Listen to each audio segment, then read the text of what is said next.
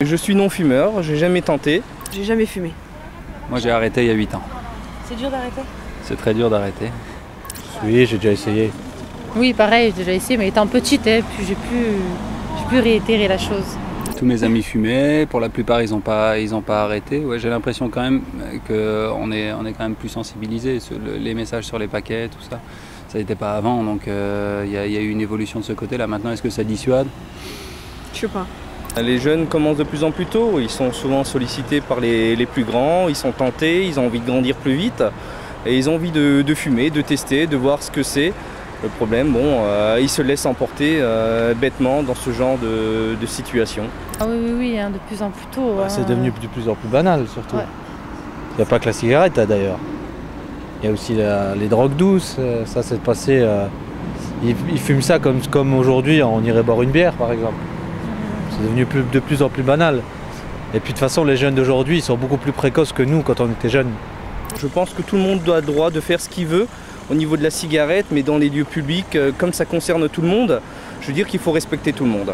Il existe tout de même le fumeur passif, et celui qui ne fume pas subit justement les conséquences du fait que certains fument. Le tabagisme passif, ça existe. Si moi je fume, vous êtes à côté de moi, vous fumez aussi. C'est même des fois plus nocif pour vous que pour moi. Donc ne serait-ce que pour les non-fumeurs, les enfants, même quand on sort de boîte, au moins on sent pas la cigarette. Bah voilà, c'est beaucoup mieux quoi. Déjà pour le respect des non-fumeurs.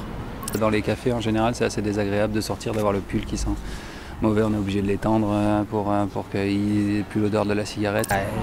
Dans la rue, c'est un peu trop restrictif là.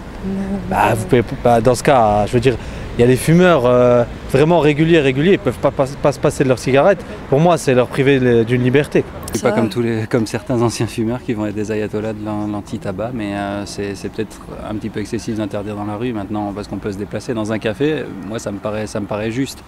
Mais dans la rue, oui. Dans la rue, là, on touche quand même à la liberté individuelle. Bon, certes, c'est la liberté de nuire à la santé des autres, mais dans la rue, on a quand même la possibilité de se déplacer. Alors après, c'est le bon sens de chacun. Si un fumeur, il est à côté, comme vous dites, d'une poussette et il y a un bébé dedans, bah oui, il faut qu'il s'éloigne, ça c'est tout à fait normal. Bah oui, dans ce genre de cas, je pense que oui, verbaliser quelqu'un qui fume à côté d'une poussette, ouais, je pense que là, je suis d'accord. Mais après, voilà, on ne peut pas être parfait partout, quoi.